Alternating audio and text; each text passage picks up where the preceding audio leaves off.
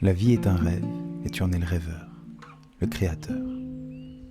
Je suis Flo de la Vega et je rêvais de créer un espace de partage, d'expression et de liberté. Dans ce podcast, je t'invite au voyage et à suivre ma voix et mon flow. Je t'amène dans mon univers, dans mon processus d'exploration et de transformation.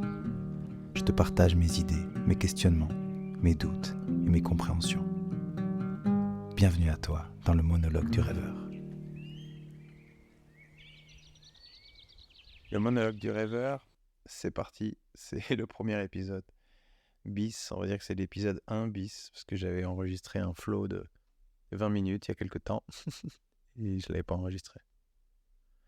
Donc bienvenue à toi dans l'épisode 1 bis du monologue du rêveur. J'ai aucune idée de la tournure que va prendre ce podcast. Je sais juste que j'ai profondément envie de me laisser porter. Profondément envie d'être moi-même, authentique, transparent, et de pouvoir connecter avec toi depuis un nouvel espace, depuis un autre format. Je sais que pour moi, le podcast, c'est quelque chose qui me tournait autour alors que j'écoute pas beaucoup de podcasts. Mais il y avait cette petite voix dans ma tête qui me disait c'est par là, c'est par là. Et puis il y en avait une autre qui disait ah mais tu vas pas faire comme tout le monde. Bah oui, parce que je suis beaucoup plus original. Et finalement, je finis par faire comme tout le monde. Mais longtemps après, parce que ça y est, les réseaux sont inondés de podcasts. Et je lance le monologue du rêveur. L'idée est donc de partir dans des flows de paroles, d'instants, de vous amener dans mon univers, de vous transmettre mes idées, peut-être aussi mes questions, parfois mes découvertes et je l'espère, beaucoup d'amour et beaucoup de vérité qui pourra résonner au fond de toi et au fond de vous, toutes et tous qui m'écoutez.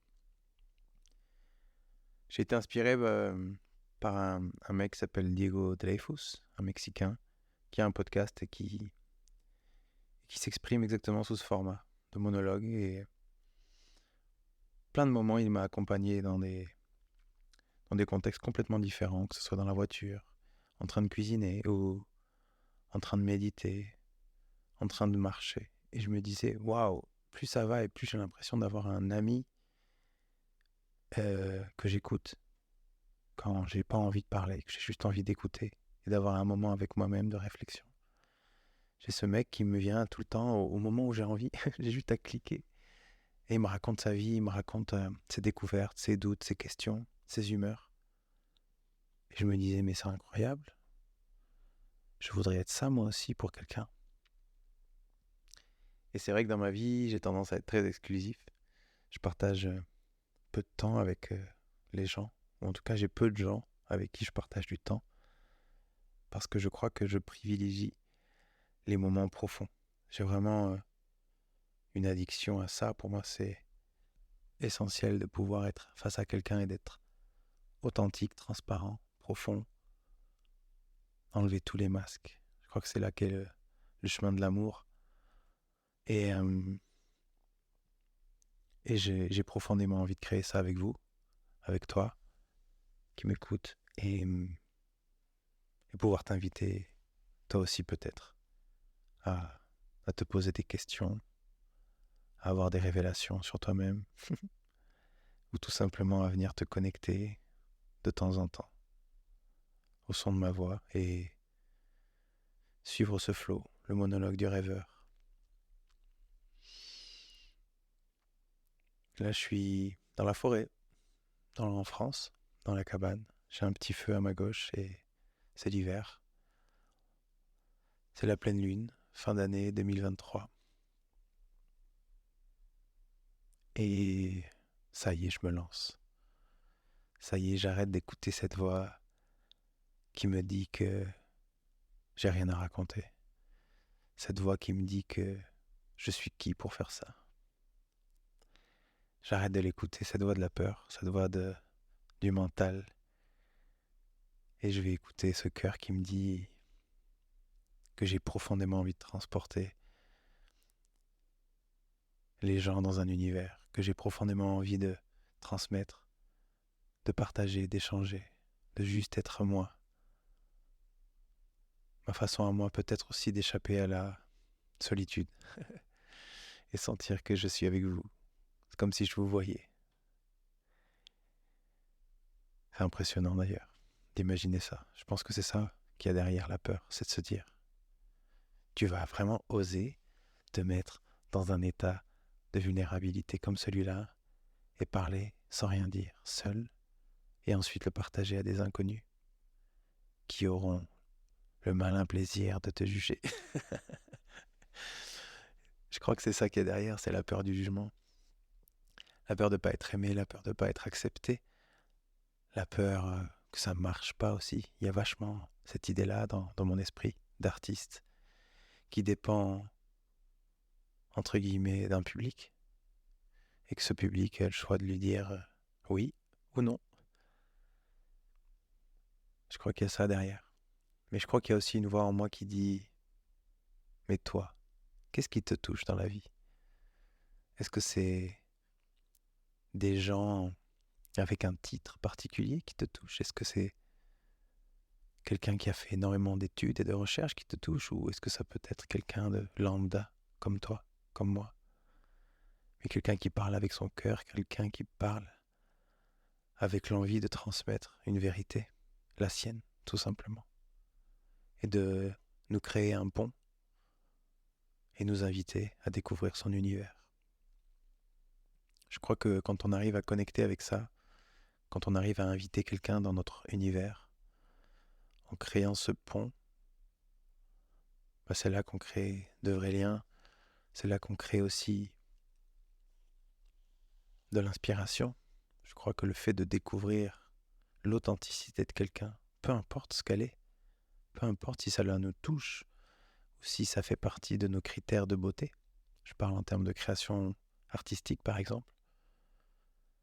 Moi, il y a profondément, je suis touché par certains artistes dont je n'écoute pas forcément leur musique, mais je capte tellement leur authenticité et leur amour que je suis touché et que j'ai envie de les soutenir, ou de les écouter, ou juste de les admirer. Et je crois qu'on a tous ce pouvoir de connexion à nous-mêmes, de profondeur et de partage. Et ce pouvoir, j'ai l'impression que plus on l'utilise, plus on partage, témoigne de nos chemins de vie, plus on devient des ponts qui amènent vers des mondes inconnus, des mondes nouveaux, et qui surtout inspirent les autres à faire ce chemin intérieur, ce chemin d'acceptation de soi, ce chemin de retour à l'amour de soi, pour ensuite pouvoir regarder le monde avec cet amour et accepter les autres et être dans une compassion, dans une écoute, dans quelque chose de totalement nouveau. Je crois qu'il y a ça qui m'anime.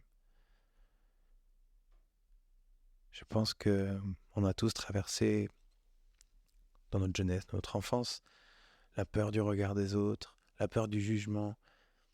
On a tellement été conditionnés à être complaisant ou à plaire ou à avoir la bonne note pour être aimé, qu'effectivement on a ce défaut aujourd'hui de ne pas savoir s'aimer totalement tant que la note elle n'est pas donnée à l'extérieur. C'est-à-dire que si j'ai pas les 100 000 likes et mes 1000 commentaires derrière chaque post, je ne suis pas suffisamment aimé. Là est le piège. Et je crois que ce podcast, c'est ça, c'est ça le challenge. C'est donner avec le cœur, tout en connaissant ma valeur, tout en me regardant, tout en étant qui je suis, et juste la partager comme une bouée à la mer, comme un pont. Et qui pourra, qui voudra, s'y accrochera et montera sur ce pont et viendra découvrir mon univers. Et quand je dis mon univers, je pense que je veux, derrière le mot mon univers, ce que je veux dire, c'est qu'il y a surtout la rencontre avec soi-même. Et je pense que ma rencontre, la rencontre que j'ai eue avec moi-même, elle est intimement liée avec la rencontre que tu as avec toi-même. Puisqu'elle nous lie à la même chose. Elle nous lie à l'existence Il y a ce mystère qu'il y a en nous. Qu'est-ce qu'on fait là? Où on va? Qui je suis? Et je crois que quand chacun arrive à découvrir certaines choses de ce mystère et qu'il les partage, c'est comme s'il y avait un effet de résonance chez l'autre qui lui permet à lui aussi de découvrir son propre mystère. Et c'est ça qui me plaît dans cette idée de vous partager un peu de mon univers et de partir dans cette folie qui pourrait être très longue, très courte, très rythmée. J'ai aucune idée de ce que je vous proposerai.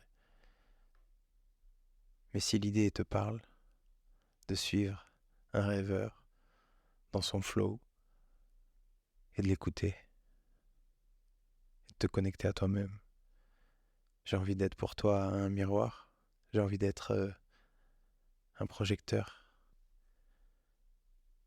j'ai envie de transmettre ce qui me traverse pour que cela puisse résonner en toi et que toi, tout seul, tu puisses aller chercher les clés qui ouvriront les portes de ton propre monde et que tu puisses arpenter le chemin qui mène à tes rêves toi aussi. Je crois qu'il y a juste ça derrière le monologue du rêveur. Transmettre de l'amour. Merci à toi d'être là. C'est parti, le monologue du rêveur. Je t'aime. Ciao. Merci pour ton écoute et merci pour ton attention. C'est un grand kiff pour moi de te partager tout ça. N'hésite pas à me soutenir, à diffuser et à partager ce podcast autour de toi. Et si tu veux avoir plus d'infos sur les événements, les retraites, les concerts et tous les contenus que je propose, je t'invite à t'abonner à ma newsletter et à aller checker mon site flodelavega.com. À bientôt.